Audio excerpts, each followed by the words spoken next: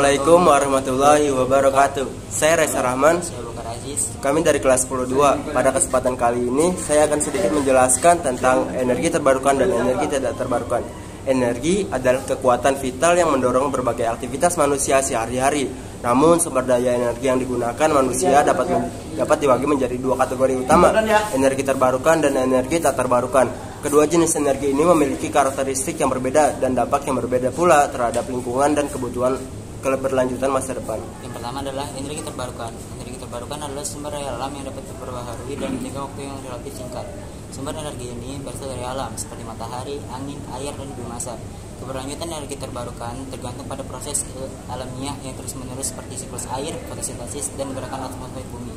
Keuntungan energi terbarukan yang pertama ramah lingkungan, mengurangi emisi karbon dan dampak negatif terhadap lingkungan.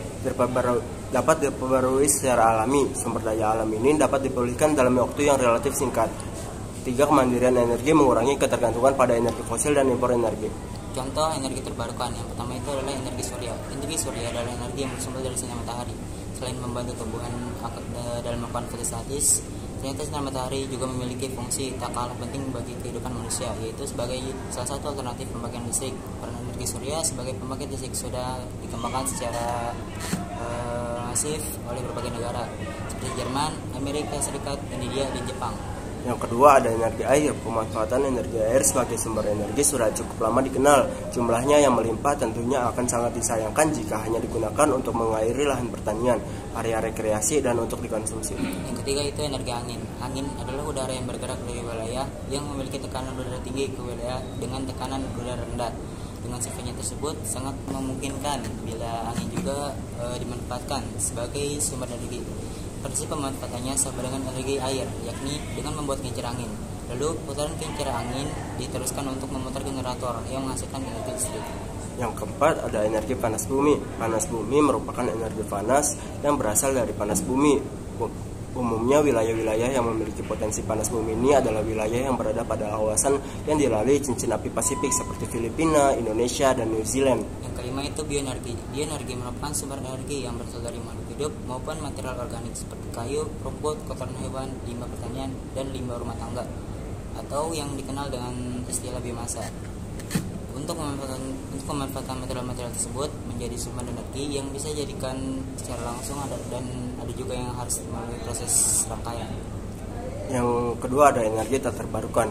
Energi tak terbarukan adalah sumber daya alam yang membutuhkan waktu ribuan hingga jutaan tahun untuk terbentuk dan tidak dapat diperbarui dalam jangka waktu yang manusia dapat alami. Sumber daya ini mencakup energi fosil seperti batu bara, minyak bumi, dan gas alam. Contoh dari energi tak terbarukan yang sangat tinggal yaitu bahan bakar fosil seperti batu bara, gas alam, dan minyak bumi. Batu bara sendiri terbentuk dari proses pengendapan serta perubahan kayu-kayu besar yang tertimbun di dalam rawa-rawa. Dampak negatif dari energi tak terbarukan yang pertama ada pencemaran udara. Pembakaran fosil menghasilkan emisi yang dapat merusak lingkungan. Yang kedua ada ketergantungan ekonomi. Harga yang fluktuatif dan ketergantungan pada impor energi ini dapat mempengaruhi stabilitas ekonomi suatu negara. Yang terakhir, keterbatasan sumber daya. Ketidakmampuan untuk memperbarui sumber daya ini menyebabkan kekhawatiran akan ketersediaan di masa depan. Selanjutnya itu perbandingan energi terbarukan dan terbarukan.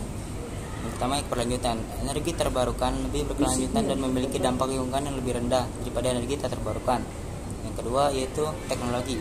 Pengembangan teknologi energi terbarukan semakin maju, sementara energi tak terbarukan masih tergantung pada teknologi yang sudah mapan. Yang ketiga itu ketersediaan. Sumber daya energi terbarukan lebih tersebar luas secara global dibandingkan dengan energi tak terbarukan yang sering teroligarki. Nah, kesimpulannya memahami perbedaan antara energi terbarukan dan tak terbarukan penting untuk mengarahkan kebijakan energi masa depan yang berkelanjutan. Dengan memanfaatkan energi terbarukan secara optimal, manusia dapat mengurangi jejak karbon mereka, meningkatkan kemandirian energi, dan melindungi lingkungan bagi generasi mendatang. Dengan demikian, peralihan menuju penggunaan energi terbarukan adalah langkah krusial dalam menjaga keberlanjutan planet ini dan memastikan bahwa sumber daya energi dapat diakses untuk jangka panjang. Sekian dari kami, kurang lebihnya mohon maaf. Wassalamualaikum warahmatullahi wabarakatuh.